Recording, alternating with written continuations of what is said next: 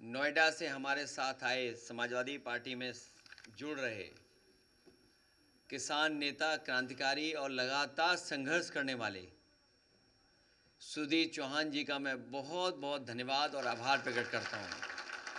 न केवल मैं उनका, उनके साथ साथ बहुत जिम्मेदार लोग, सम्मानित लोग जो लगातार किसानों के सवालों को लेकर के उनके हक, उनके सम्मान को दिलाने के लिए लगातार लड़ाई लड़ रहे हैं। मैं एक एक साथी का बहुत बहुत धन्यवाद और आभार प्रकट करना चाहता हूँ। वहीं हमारे साथ जो आज जुड़ रहे हैं पूर्व में रहे विधायक अमर सिंह चौधरी जी, मैं उनका स्वागत करता हूं। उनके आने से समाजवादी पार्टी को जहां मजबूती मिलेगी, वहीं समाजवादी पार्टी का लगातार पीडीए परिवार को बढ़ाने का जो लगातार हम लोग का प्रयास है, उसमें जुड़ने से हमारे पीडीए परिवार को और आगे बढ़ने का मौका मिलने जा रहा है। वहीं सामाजिक न्याय के राज के स्थापना के लिए जो संघर्ष समाजवादी पार्टी कर रही है, उसमें हमें उनके जुड़ने से बहुत बड़े पैमाने पर ताकत मिलेगी। मैं उनका धन्यवाद देता हूं। उनके साथ बड़ी संख्या में जो उनके साथी कार्यकर्ता हैं, उनका भी आभार, क्योंकि इतने लोग नहीं आ सकते थे, बड़ी संख्या में जिले में ही लोग हैं। मैं उन साथियों का भी बहुत बहुत आभार प्रकट करना चाहता हूं। आज हमारे साथ विद्यासागर जी और लालजी भारती जी जो जुड़ रहे हैं, जो बहुजन समाज पार्टी को छोड़ करके आज हमारे साथ आए हैं। न केवल वो दोनों लोग आए हैं, बल्कि उनके साथ बड़ी संख्या में साथी जो आज यहाँ पर हैं, गोरखपुर और आसपास के ज़िलों में जो बड़ी संख्या में बहुजन समाज पार्टी को छोड़ करके आ रहे हैं। मैं उन सभी साथियों का बहुत बहुत धन्यवाद और आभार प्रकट करना चाहता हूँ कि जहाँ पर बाबा साहब भीमराव अम्बेडकर जी, मान्यवर काशीराम, डॉक्टर राम मनोहर लोहिया, नेताजी जो लगातार संघर्ष करते रहे, उनका लगातार ये रास्ता रहा कि लोगों को सामाजिक न्याय मिले, हमारे गरीब और पीड़ित परिवार के लोगों का जो हक और सम्मान छीना जा रहा है, वो हक सम्मान मिले और सामाजिक न्याय के राज की स्थापना के लिए हम सब लोग मिलकर के संघर्ष करेंगे। और हमें पूरा भरोसा है कि 2027 में पीडीए सरकार बना करके सामाजिक न्याय के राज की स्थापना करने का काम करेंगे। मैं नोएडा से बात इसलिए शुरू करना चाहता हूं क्योंकि दिल्ली का किनारा है। नोएडा में न केवल नोएडा के लोग और आसपास के लोग रहते हैं, बल्कि अगर हम देखें तो दुनिया के तमाम देशों के लोग वहां रहते हैं, कारोबार कर रहे हैं, और वहां के लोग कारोबार से जुड़े होने की वजह से आज नोएडा तरक्की और खुशहाली के रास्ते पर है। लेकिन जो हमारे किसान हैं, जिनकी ज़मीन पर वो तमाम खुशहाली और तरक्की लाने का जो प्रयास चल रहा है, अगर किसानों के साथ धोखा होता है तो मैं समझता हूँ ये विकास और विकास का रास्ता नहीं हो सकता है। इसलिए मैं आज अपने नोएडा के आए हुए सुधीर चौहान जी के साथ साथ जितने भी किसान साथी हैं और जो नहीं आ पाए, उन्हें भरोसा दिलाना चाहता हूँ कि भविष्य में जो आपकी मांगे हैं, उन मांगों को पूरा करने के लिए समाजवादी पार्टी आपके साथ खड़ी होगी, क्योंकि ज़मीन बढ़ नहीं सकती। जितनी खेती है, खेती करने लायक जो ज़मीन है, वो एक्सपेंड नहीं हो सकती है। लेकिन लगातार जिस तरीके से अर्बनाइजेशन हो रहा है, विकास हो रहा है, या विकास के लिए जो ज़रूरत पड़ रही ज़मीन, हमारी ज़मीन सिकुड़ती चली जा रही है। और वहीं जो फैसले सरकार को लेने चाहिए थे, जिससे हमारा किसान खुशहाल होता, खुशहाली तो दूर, समय समय पर भारतीय जनता पार्टी की सरकार साजिश षड्यंत्र करती है और जो कानून है, कानून की परवाह न कर करके, दबाव बना करके, झूठे मुकदमे लगा करके, डरा करके, उनसे करार करके, सहमति कर करके जो ज़मीन छीनने का सिलसिला जारी हुआ है, हम लोग इसका विरोध करते हैं। और भविष्य में किसानों को सर्किल रेट बढ़ा करके मार्केट वैल्यू दिलाने का काम हम लोग करेंगे, जिससे कि हमारे किसान भी खुशहाल हों। आने वाले समय में समाजवादी पार्टी का यह प्रयास होगा कि आपको लखनऊ आने में 5 साढ़े 5 घंटे से ज़्यादा समय ना लगे। इस तरह की सड़कें हालांकि बना करके समाजवादियों ने दिखाई है, लेकिन भविष्य में वो इंफ्रास्ट्रक्चर भी बना करके देंगे जिससे कि हमारी अर्थव्यवस्था को तो लाभ पहुंचेगा ही पहुंचेगा, वहीं हमारे किसान, हमारे गरीब नौजवान, उनको रोजगार और नौकरी के भी अवसर बनने का और मिलने का मौका मिलेगा।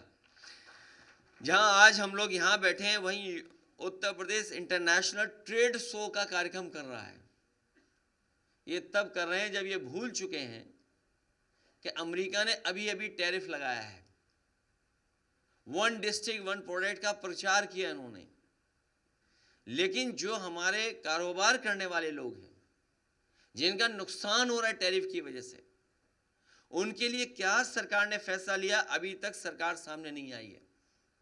कम से कम सरकार को जो कारोबार का नुकसान हो रहा है उसके लिए मदद करने के लिए आगे आना चाहिए, जिससे हमारा कारोबार चलता रहे, कारोबार के लोगों का नुकसान ना हो।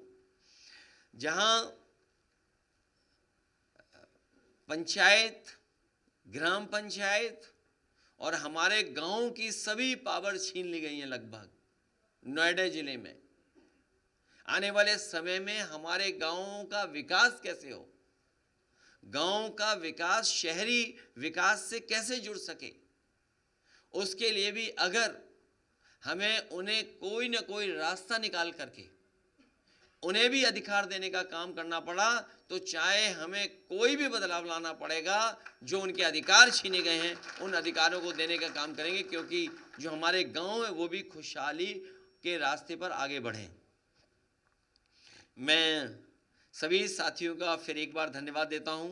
साथ ही हमारे जो साहित्यकार कवि हेमंत सिंह राजपूत जी, जिन्होंने पहले भी हम लोगों के बीच में आकर के बहुत महत्वपूर्ण जानकारियां दी, आज अपनी लिखने के तरीके से, कविता से ये जो समाज की सेवा कर रहे हैं, और तमाम वो लोग, वीरांगना महारानी अवंतीबाई जैसे महापुरुष लोग जिनको हम भुला देते हैं, पुनः उनकी यादों को जीवित करना, उनका संघर्ष और उनको सम्मान दिलाने का काम करें। मैं उनको बधाई देना चाहता हूं, हेमंत सिंह राजपूत जी को और उनके सभी साथियों को। साथ ही साथ ये शिवा सिंह जी को और उनके परिवार को, आदरणीय बाबूजी को मैं बहुत बहुत धन्यवाद देता हूं कि एक बहुत पुरानी किताब और एक बहुत अच्छी किताब जिसमें बड़ी जानकारी है, न केवल भारत के लोगों के विदेश में बसने का, बल्कि उनके जीवन के बारे में, उनके संघर्ष के बारे में। पहला गिरमटिया जो, हाँ, और सबसे महत्वपूर्ण बात है गांधी जी, उनकी जानकारी उनके बारे में। लेकिन वहीं उस समय नेताजी ने जो सहयोग किया, और यहाँ जितने भी साहित्यकार, हमारे पत्रकार साथी सब जानते होंगे कि अगर नेताजी के पास कभी कोई आ गया होगा और कभी उन्हें ज़रूरत महसूस की होगी कि इस तरह के काम से समाज की सेवा होगी, तो कभी भी नेताजी पीछे नहीं हटे। उस समय जो सहयोग किया है, मैं समझता हूँ उस समय का जो हजारों का सहयोग है वो लाखों का रहा होगा। अगर हम आज उसकी वैल्यू देखें तो उसी का परिणाम ये है कि आज हमारे पास इतना बड़ा इतिहास हमारे हाथ में है। हमें उम्मीद है इसको लोग पढ़ेंगे और जानकारी हासिल करेंगे। मैं इनको भी बधाई देता हूँ। वहीं हमारे बहुत जिम्मेदार पार्टी के संगठन के नेता और वाराणसी के बहुत ही पुराना सम्मानित परिवार,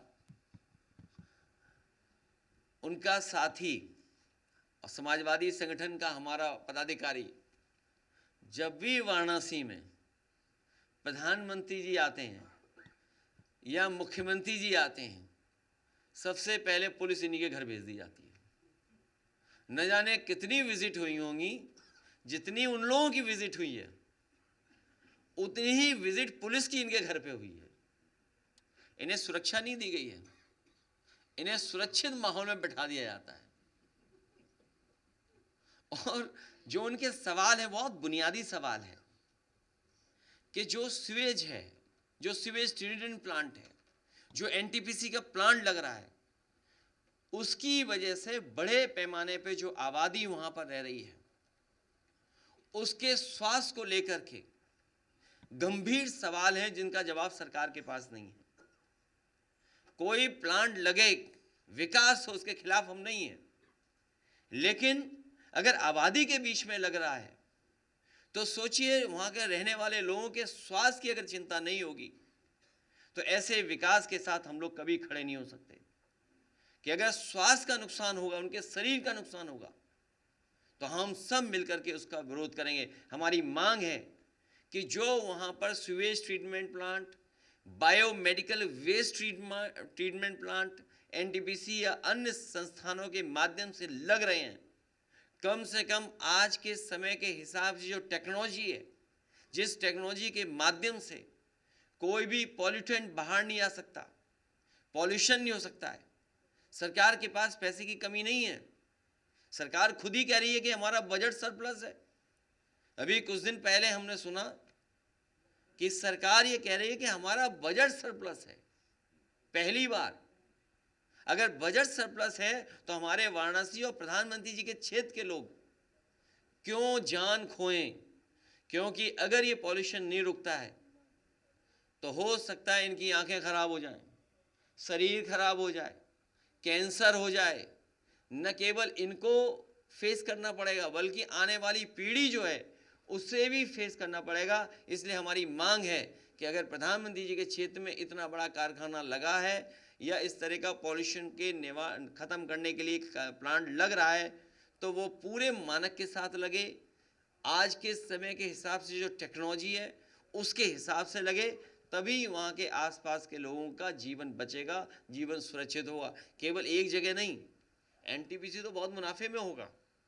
हमारे सांसद लालजी वर्मा जी हैं, ये जानते होंगे, इनके क्षेत्र में लगा है कारखाना एनटीपीसी का। एक तो हम ही लोगों ने लगवाया 3x660 super critical thermal plant, एक यूनिट समाजवादी सरकार में लगी। वहाँ के गांव और आसपास के लोगों को पॉल्यूशन का सामना करना पड़ रहा है। बड़े पैमाने पर राख उड़ती है, एयर पॉल्यूशन है। जो प्रोसीजर उन्हें अपनाना चाहिए राख को ढोने के लिए, राख को हटाने के लिए, भारतीय जनता पार्टी के लोग ठेकेदारों से मिलकर के वो पूरा पैसा खा जा रहे हैं, जिसकी वजह से बड़े पैमाने पर राख उड़ रही है, जो आँखों में, सांस के लिए या पेड़ पत्तों के लिए या वहाँ के जो जितनी भी खेती बाड़ी उसको नुकसान पहुँचा रही है। हमारी मांग है कि एनटीपीसी अम्बेडकर नगर में जो कारखाने लगे हैं, जो उनकी बड़ी बड़ी चिमनियाँ हैं, उनके फिल्टर प्लांट आधुनिक हों, टेक्नोलॉजी के हिसाब से जो आज के समय से पर सबसे बेस्ट जो हो सकता है वो फिल्टर प्लांट लगना चाहिए, जिससे कि वहाँ के आसपास का इन्वायरमेंट साफ सुथरा रहे, लोगों का जीवन का नुकसान न हो और भविष्य में उनको इलाज के लिए दूसरी जगह ना जाना पड़े। हमें उम्मीद है सरकार फैसला लेगी। वहीं सरकार काम के अलावा गंजिंग कर रही है।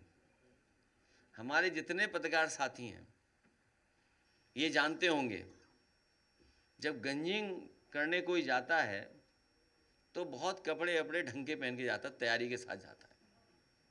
पता नहीं सरकार को पता ही नहीं कहाँ की गंजिंग कर रहे हैं। और सच्चाई ये है, जिन्होंने जीएसटी लगा करके लूटा, खजाना बना लिया, इकट्ठा कर लिया, आज वही लोग जनता को धोखा देने के लिए निकले हैं। बताओ, 9 साल में इनको पता लगा कि दूध महंगा हो गया है, दही महंगा हो गया, खाने पीने का सामान महंगा हो गया, किताबें महंगी हो गई हैं, कपड़ा गरीब का महंगा हो गया। सोचिए 9 साल बाद पता लगा इन्हें। अभी तक कितना इन्होंने इकट्ठा किया होगा, क्या उसकी भरपाई होगी? और जो जानकारी मिल रही है व्यापारियों के माध्यम से, ये एक तरफ तो कम कर रहे हैं लेकिन दूसरी तरफ जीएसटी बढ़ा करके वही ले रहे हैं। सच्चाई तो ये है कि ये मुनाफा कमाने दे रहे हैं। भारतीय जनता पार्टी के लोगों के फैसले, उनकी सरकार के फैसले यही हैं कि वो मुनाफा कमाने दे रहे हैं। ये जब तक मुनाफा कमाना बंद नहीं होगा तब तक महंगाई कम नहीं हो सकती है। ये जीएसटी का कम करना धोखा देना है। कल भी मैं एक बड़े अखबार का सबसे बड़ा एड, फुल पेज एड देख रहा था। मैं किसी क्रीम पे 2 रुपये कम हो गए, किसी और शैम्पू पे 3 रुपये कम हो गए। 4 रुपए कम हो गए। अगर ये बात गलत है तो सरकार बताएगी मैं गलत बोल रहा हूँ। और वो भी बड़ा बड़ा विज्ञापन है। आप बताइए, क्रीम पर 2 रुपए 4 रुपए कम हो जाएं तो हमारे किसान को क्या लाभ है इससे? अगर मुख्यमंत्री ये बताएं कि शावर जेल से, बॉडी लोशन से जो कम हो गया, इससे बताइए किसान को क्या लाभ है? हमारे नौजवान को कौन सी नौकरी मिल गई, रोजगार मिल गया, कौन सा कारोबार बढ़ गया? क्योंकि सरकार के पास कोई नैरेटिव नहीं बचा, सरकार के पास कोई कार्यक्रम नहीं है। इसलिए ये धोखा देने के लिए गंजिंग करने निकले हैं। गंजिंग करने वालों को सबक सिखाने का काम करेंगे। गंजिंग और गांजा,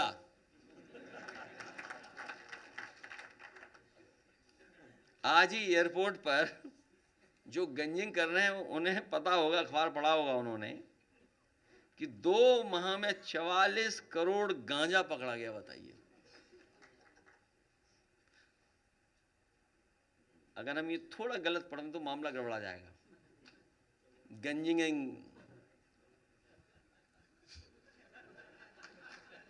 और गांजा, थोड़ी हिंदी हमारी गड़बड़ा जाए तो सब गड़बड़ हो जाएगा। इसलिए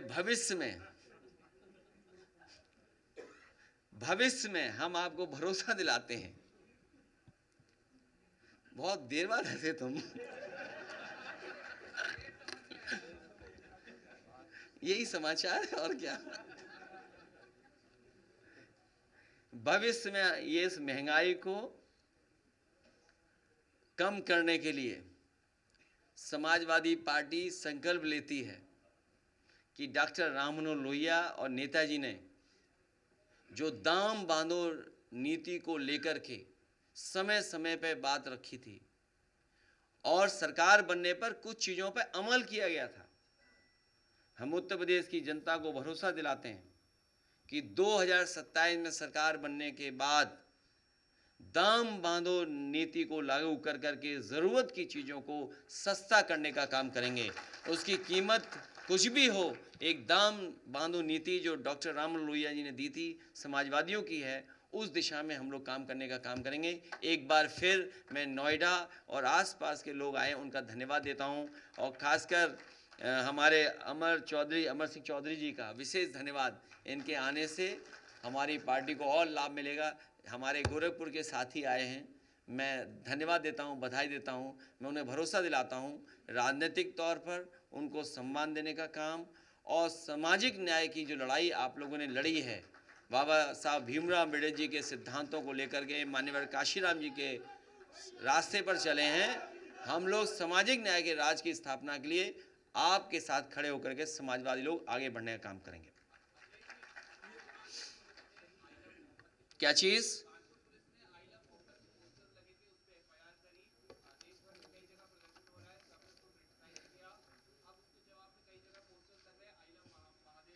देखिए,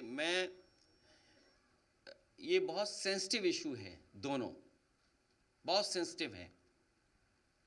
हमें आपको ये देखना चाहिए इसकी जड़ में कौन है, उस विषय पे हमें कुछ नहीं बोलना। हालांकि वो बहुत खराब बात हो जाएगी, मैं नहीं बोलना चाहता हूं, लेकिन आपको सवाल, इससे महत्वपूर्ण सवाल पूछना चाहिए था। आप सोचिए, पुलिस किडनैपिंग कर रही है उत्तर प्रदेश में, पुलिस के लोग किडनैपिंग कर रहे हैं, फिरौती में 20 लाख रुपए मांग रहे हैं। और कानपुर की घटना आपको पता ही है, जिस समय सच्चाई से खुलासा होगा, बड़े पैमाने पे आईपीएस, बड़े पैमाने पे पुलिस के अधिकारी, बड़े पैमाने पे बीजेपी के लोग शामिल निकलेंगे, जिसमें इतने बड़े पैमाने पर घोटाले हो रहे थे कानपुर में। सोचिए, क्या आप कल्पना कर सकते हैं कि अपराधी पुलिस और बीजेपी एक हो? ये तिगड़ी, अभी तक तो हम लोग चुनाव की तिगड़ी देखते थे कि चुनाव आयोग, सरकार के अधिकारी और बीजेपी तीनों मिलकर के काम करते थे। कानपुर में एक कदम आगे अपराधी, बीजेपी और पुलिस मिलकर लोगों को परेशान कर रही थी। हालांकि धर्म में एक दूसरे के प्रति अगर आई लव यू कहने लगे तो सब मामले खत्म हो जाएंगे।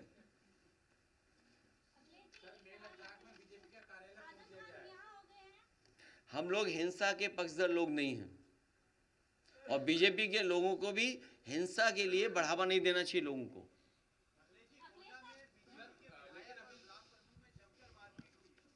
ये कौन सी नई बात हो रही है?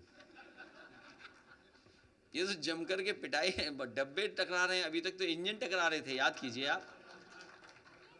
अभी तक तो हम और आप लोग देख रहे थे इंजन टकरा रहे हैं, अब तो डब्बे भी टकरा रहे हैं।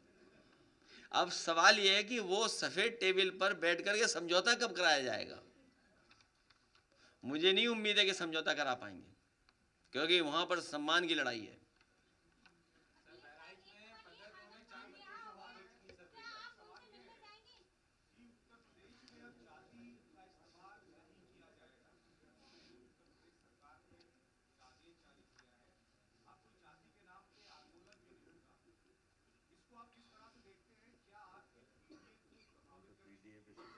ये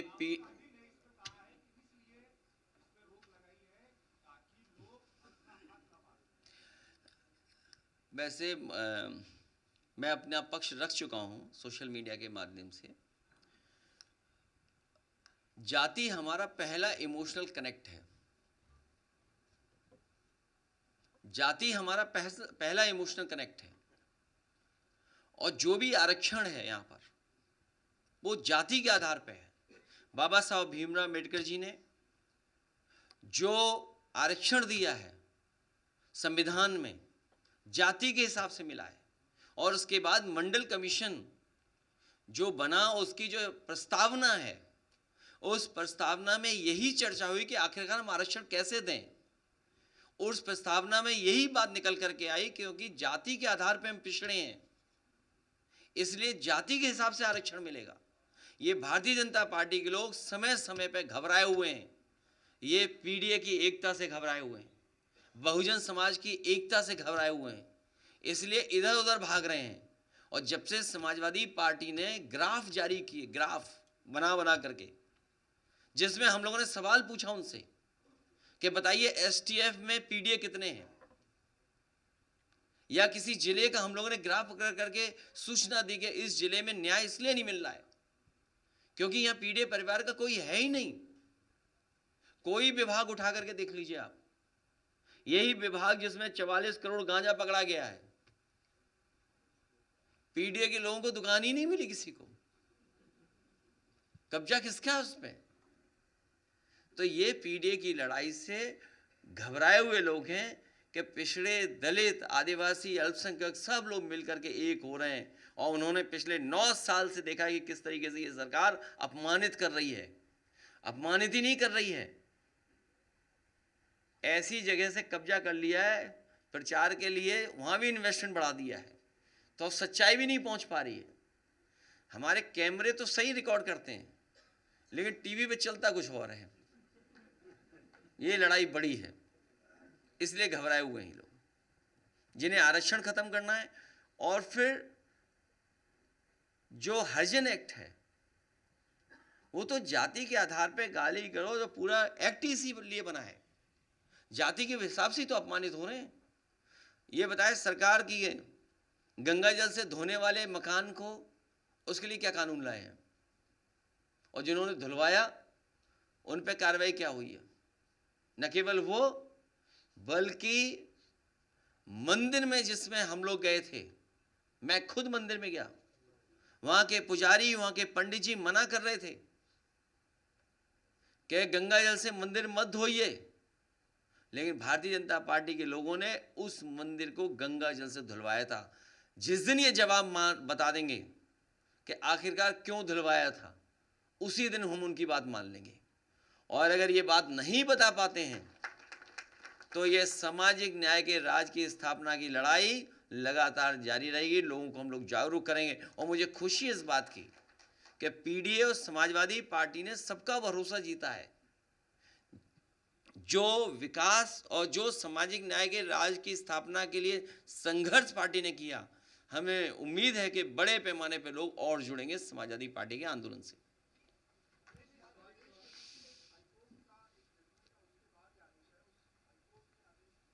अरे मैंने इतना बता दिया, उसी में निकाल लो जो निकालना है।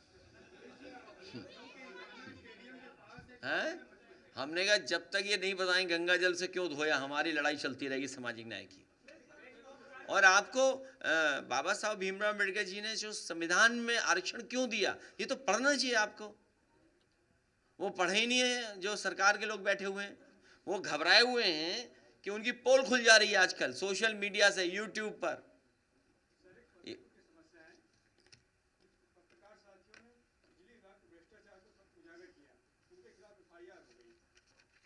तुम हाई कोर्ट जाओ, और क्या। हमें उम्मीद है कि आपकी बात कोई सुनेगा, न्याय मिलेगा। क्या हुआ, पत्रकार को जेल भेज दिया? तो डरा रहे हैं तुम्हें, तो डर क्यों रहे हो? तुम्ही पे हुई है, तुम्ही पे हैं, इन्हीं पे हुई है। क्या भ्रष्टाचार खोल दिया तुमने?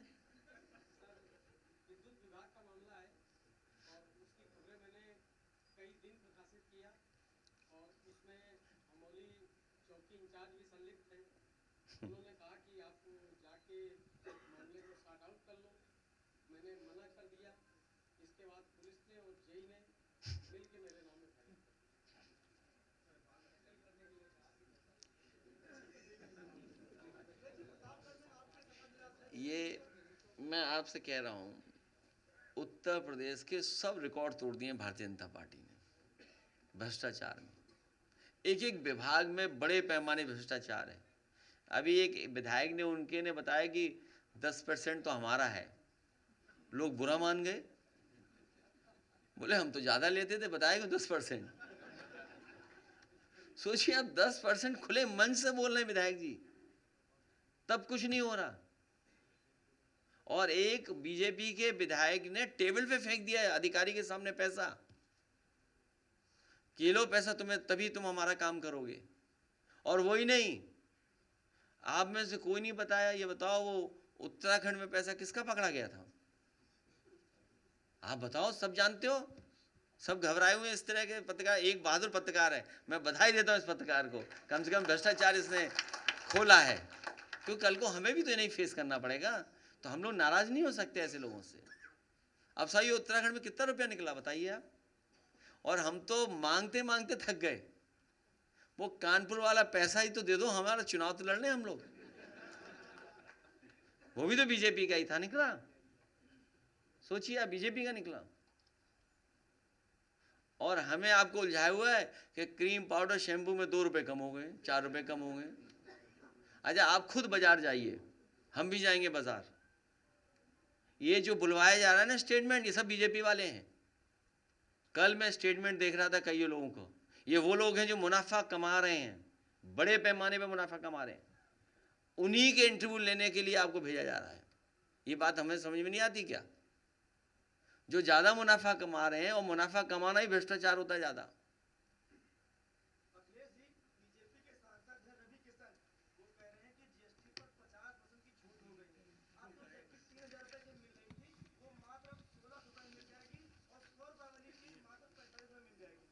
मेरे पत्रकार साथी, गर्मी में कौन जैकेट पहनेगा?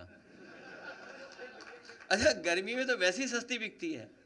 आप बताइए सर्दी में एसी सस्ता बिकता है कि नहीं बिकता है? कमाल हो गया, ये कोई बात हुई? अच्छा गर्मी में आप जैकेट खरीदोगे? गर्मी में जैकेट तो वैसी सस्ती मिलती है।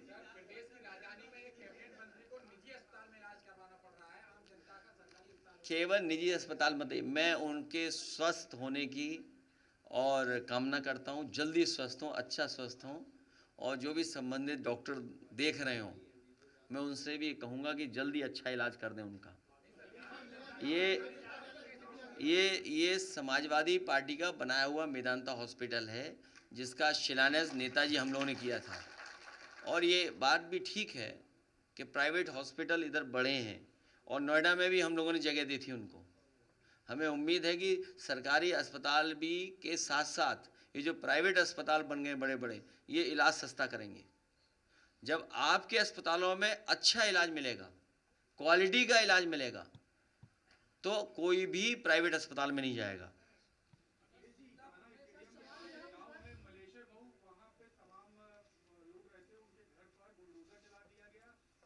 ये किसी बिल्डर से मिलकर के ज़मीन बेच दी होगी, ये किसी बिल्डर को ज़मीन बेच दी होगी। उस बिल्डर को सावधान रहना चाहिए। समाजवादी लोग देख रहे हैं इस बात को,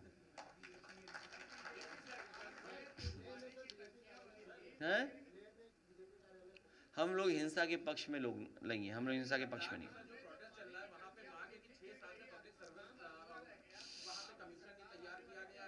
लेह लद्दाख के लोगों की जो मांग है,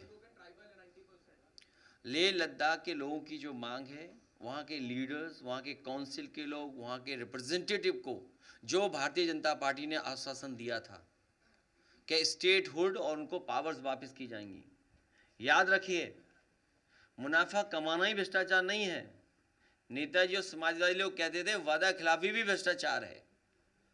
ये जो वादा खिलाफी भारतीय जनता पार्टी ने किया, उसी का परिणाम है कि उन्हीं का कार्यालय जला दिया गया। वादा खिलाफी की वजह से है, क्योंकि तमाम वीडियोस और तमाम स्पीचेस हैं जहां पर ये आश्वासन दिया गया था लेह लद्दाख के लोगों को। और क्योंकि बॉर्डर स्टेट है, हमारी बॉर्डर स्टेट है, सेंसिटिव स्टेट है, बॉर्डर स्टेट की जो भी मांगे हैं वो सरकार को माननी चाहिए। ये वही स्टेट है जहां पर अभी कुछ दिन पहले चीन के लोग घुस गए थे। हमारे फौज के लोगों को किस तरीके से अपमानित होना पड़ा था। वो न जाने क्या नुकीली चीज लाए थे, वो वॉर नहीं, किसी और नुकीली चीज से नुकसान पहुंचाया था। इसलिए बॉर्डर स्टेट सेंसिटिव स्टेट हैं। इन बॉर्डर्स को और सुरक्षित करने के लिए सरकार को इन स्टेट के लोगों की बात माननी चाहिए और ज़्यादा बजट दे करके वहाँ पर खुशहाली लानी चाहिए। तुम पढ़े लिखे नहीं हो क्या? तब ठीक है, मैंने अपना कार्यक्रम भेज दिया, हम जाएंगे जाएंगे।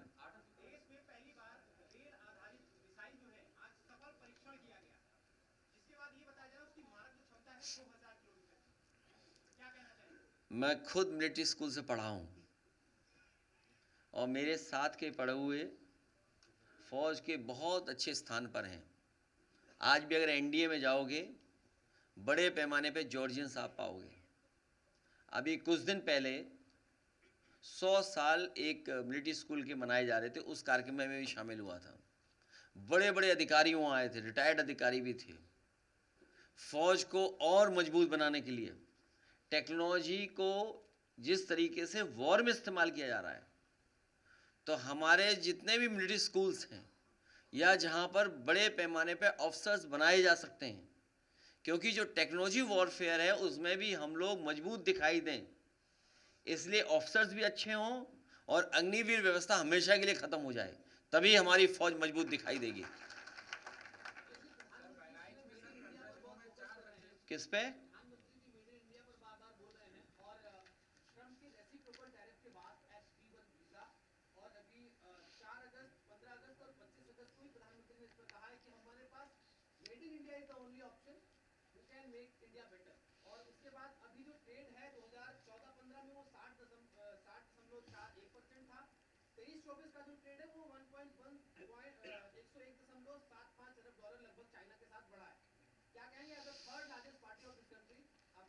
बहुत दिनों बाद ही आए हैं पत्रकार हमारे।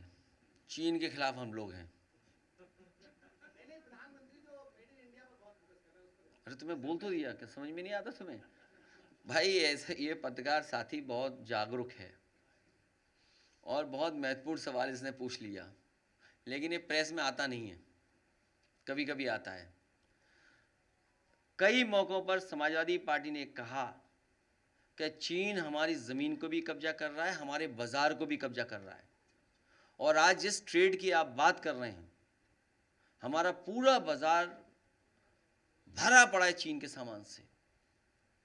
तो एक तरफ जहां आप स्वदेशी की बात कर रहे हैं, मेक इन इंडिया की बात कर रहे हैं, या उनकी जो स्कीम और थी मेक इन इंडिया को और सपोर्ट करने के लिए, वो सब स्कीम्स फेलियर रही हैं। आपकी स्कीम्स ज़मीन पर नहीं पहुंची। भाजपाइयों के लिए इतना ही है कि ये लोग मुंह से स्वदेशी और मन से विदेशी हैं।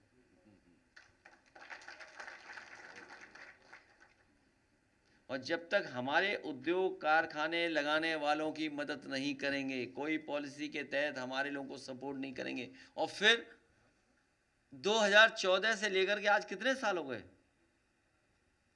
11 साल हो गए। सोचिए, 11 साल में आपको रिजल्ट नहीं दे पाए, और हमारे जितने भी पड़ोसी देश हैं सब हमसे खिलाफ हो गए।